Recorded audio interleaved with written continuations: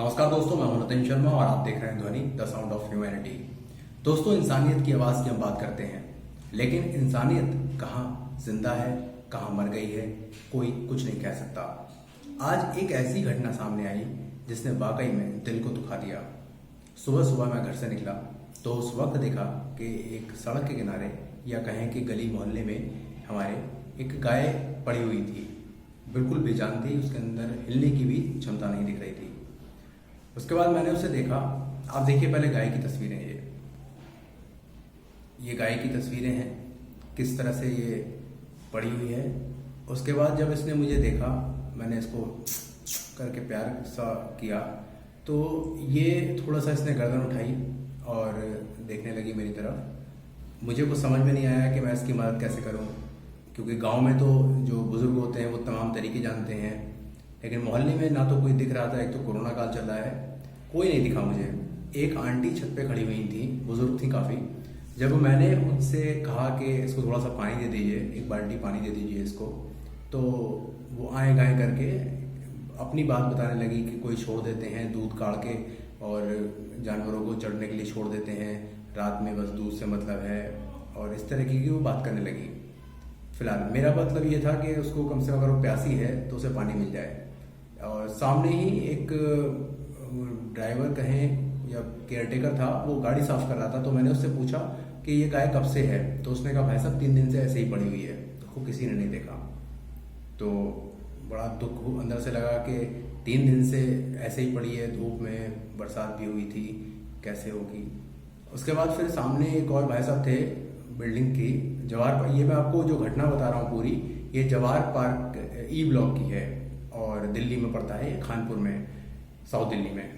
तो वहाँ पर मैंने देखा एक अंकल जा रहे हैं अपने कुत्ता टहलाने के लिए। तो उनसे बोला मैंने, एक बाल्टी पानी दे दीजिए, थोड़ा सा ये पी लेगी तो कुछ थोड़ा सा जान आएगी, क्योंकि जब सुना है कि 2 दिन से पड़ी हुई है। तो जो अम्मा थी ऊपर, उन्होंने बताया कि वो 1 दिन से पड़ी हुई है। और उसने हालांकि ड्राइवर ने मुझे कहा था कि 3 दिन से पड़ी है, लेकिन अम्मा ने मुझे ये बताया कि ये जो गाय है यहाँ पे कल रात से है, यानी इसको अभी 1 दिन हुआ है। तो मुझे कुछ समझ में नहीं आया। मैंने एक बार स्टोरी करी थी, अगर आपने हमारे चैनल पर देखी हो, गौ सेवा सदन की, यमुना जो घाट है दिल्ली का, उसके सामने वो जो अपाहिज गाय हैं उनको रखते हैं अपने पास में और उनकी सेवा करते हैं, और वो एक ट्रस्ट के रूप में काम करते हैं।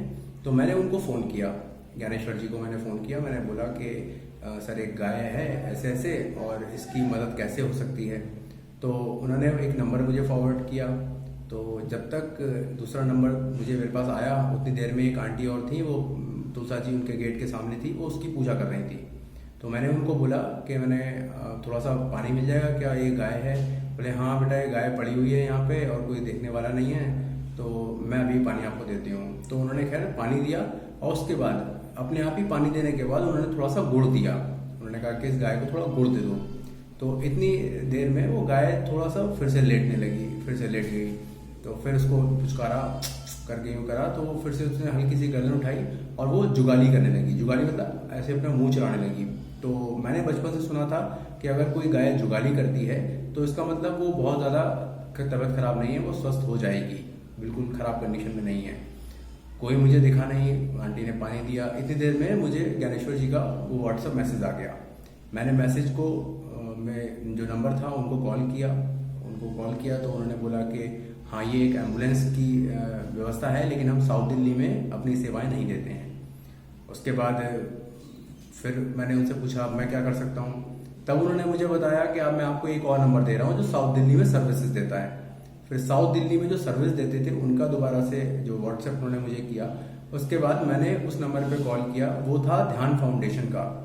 और जब तक मैंने उन्हें बताया नहीं था कि मैं जर्नलिस्ट हूँ, पत्रकार हूँ, मैंने उनसे कुछ भी नहीं कहा था, बस उन्होंने बताया था कि ऐसे ऐसे गाय है मेरे मोहल्ले में। तो उन्होंने तुरंत मुझसे बोला कि मैं आपका ये नंबर रख सकती हूँ, आगे जब वो ड्राइवर आएगा एम्बुलेंस लेके तो आपसे पूछेगा गाय वहाँ पे है या उसको कोई ले गया।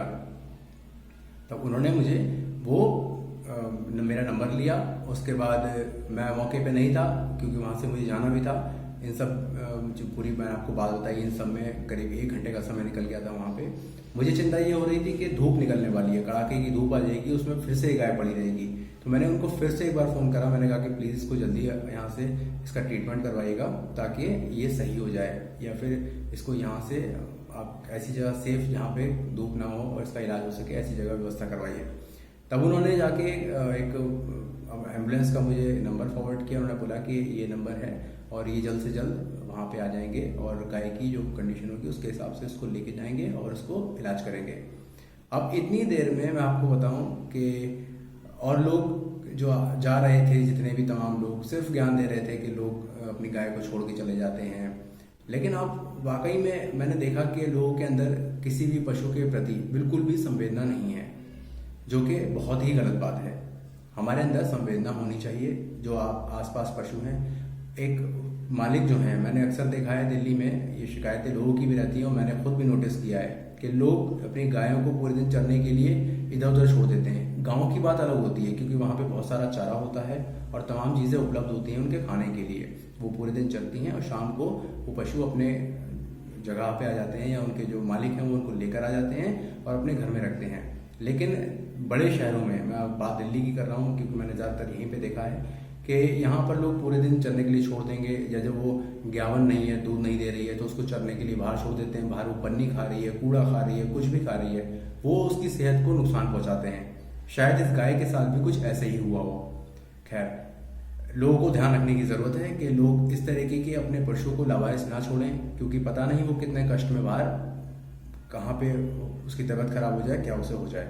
तो इसलिए बहुत ज़्यादा ध्यान रखने की ज़रूरत है। लेकिन आपने देखा कि आज मैंने आपको जो बात बताई, तमाम लोग कितना दिखा रहे थे कि कोई इसे ले जाता नहीं है। दूसरों को ज्ञान देना बहुत आसान है। मैंने छोटी सी पहल की थी और उसके बाद मेरे पास करीब 2 घंटे बाद ध्यान फाउंडेशन से दोबारा से फ़ोन आया। उन्होंने मुझे बताया कि आप वही बात कर रहे हैं, नितिन बात कर रहे हैं जिन्होंने सुबह गाय के लिए बोला था। मैंने कहा हाँ जी मैं बात कर रहा हूँ। तब उन्होंने मुझसे कहा कि आपकी गाय जो है वो स्वस्थ है, और हमारे जब एम्बुलेंस में वहाँ पे गए तो जो जिनका मैं एक और आंटी का नंबर दे के आया था जो मौके पे वहीं पे रहती थी, उन्होंने बताया कि उनको कोई गाय को कोई ले गया है और वो उठ के खड़ी हो गई थी। तो देखिए, एक गाय पड़ी थी जो लावारिस एक दिन से, जो कह रहे हैं लोग 1 या 2 दिन जो भी हुए, और उसको कोई पानी पिलाने वाला भी नहीं था। तो आप कृपया इन सब चीज़ों का ध्यान रखें। अगर आपके आसपास कुछ ऐसा हो तो उसके लिए कुछ एफर्ट्स जरूर करें, क्योंकि अगर एक आदमी कुछ भी चाहे, छोटे से एफर्ट्स करे, इधर उधर इंक्वायरी, आजकल गूगल है, इंटरनेट है, सब कुछ अवेलेबल है। गूगल पे आप सर्च करेंगे तो तमाम ऐसी NGO संस्थान हैं वो सामने आ जाएंगे उसकी सुरक्षा के लिए। लेकिन अब कोई भी NGO है, बाद में मेरी ध्यान फाउंडेशन की मैडम से ही बात हुई, उन्होंने बताया कि लोग बताते ही नहीं है। जब लोग बताएंगे नहीं, अब एक आदमी है वो हर जगह मौजूद नहीं हो सकता, इसलिए अगर आप कुछ भी आपके आसपास ऐसा घटित होता है, अगर आप उसकी जानकारी देंगे तो समय पर हो सकता है एक पशु के प्राण बच जाएं। तो मेरा इस वीडियो को बनाने का मकसद बस इतना ही था कि लोग ध्यान दें और थोड़ा सा जागरूक हों, क्योंकि वो कोई नॉन लिविंग थिंग नहीं है, वो लिविंग थिंग है और उसमें भी प्राण है। इसलिए जैसे आपको कष्ट होता है उसको भी उतना ही कष्ट होता है। और आपको जरूरी नहीं है कि आदमी डरता है कि पैसों के लिए कि पैसे नहीं है हमारे पास, उसकी मदद कैसे कर सकते हैं। आप थोड़े से अपने संसाधन, जो आपका फ़ोन है उसका इस्तेमाल करिए।